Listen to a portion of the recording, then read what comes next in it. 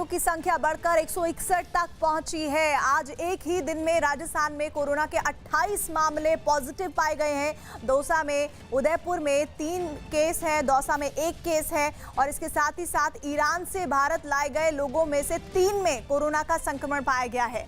आज राजस्थान में पॉजिटिव आए 28 मामलों से 21 लोग तबलीगी जमात से जुड़े हुए हैं। तो इस वक्त की बड़ी खबर राजस्थान से आ रही है, जहां पर कोरोना पॉजिटिव लोगों की संख्या बढ़ गई है। इसमें 161 लोग शामिल हो गए हैं। आज एक ही दिन में राजस्थान में कोरोना के 28 पॉजिटिव मामले सामने आए हैं।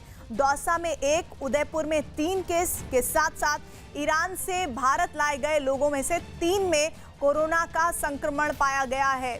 आज राजस्थान में पॉजिटिव आए 28 मामलों में 21 लोग तबलीगी जमात से जुड़े हुए हैं। बड़ी खबर आ रही है ये कि तबलीगी जमात के प्रमुख मौलाना साद से जुड़ी हुई अपडेट ये है कि तबलीग से जुड़े लोगों में कोरोना के ताबड़तोड़ मामले सामने आने के बाद मौलाना साद देश की कई जांच एजेंसियों के रडार पर आ गया है। जांच एजेंसियां मौलाना साद से जुड़े तमाम इनपुट खंगालने में जुट गई है। इनकम टैक्स के सूत्रों के मुताबिक यूपी के शामली में मौलाना साद का आलीशान फार्म हाउस है और कई महंगी प्रॉपर्टी हैं। मौलाना साद के पास कई महंगी कारें भी हैं। इसके अलावा मौलाना साद के तीनों बेटों के पास भी करोड़ों की संपत्ति होने की जानकारी है।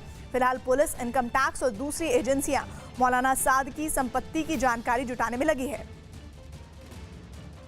तो कई जांच एजेंसियों के रडार पर मौलाना साद आ गया है, क्योंकि लगातार तबलीगी जमात से जुड़े हुए जो जानकारियां हैं उनसे जुड़े हुए तथ्य सामने आ रहे हैं। इसमें ये जानकारियां मिल रही है कि यूपी के शामली में फार्म हाउस और कई महंगी प्रॉपर्टी है मोहम्मद साद के पास और उसके बेटों की संपत्ति की भी जांच पड़ताल की जा रही है, जिसमें कई खुलासे हो सकते हैं आने वाले दिनों में। तो तबलीगी जमात के प्रमुख मौलाना साद की मुश्किलें आने वाले दिनों में बढ़ सकती हैं।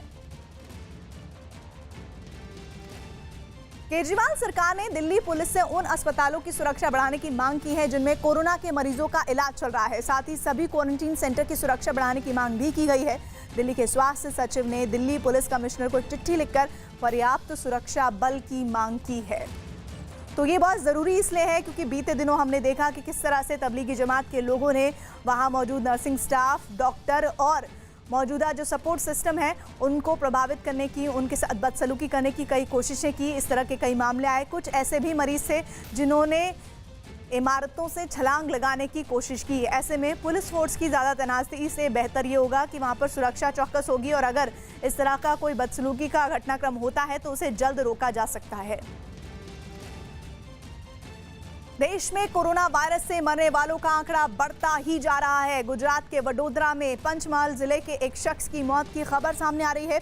इसी के साथ ही गुजरात में कोरोना से मरने वालों की संख्या अब 8 पहुंच चुकी है और इस तरह देश में कुल पॉजिटिव केस का आंकड़ा 2301 पहुंचा है। अहमदाबाद में जो 7 मामले सामने आए उनमें से एक 7 साल की बच्ची भी शामिल है।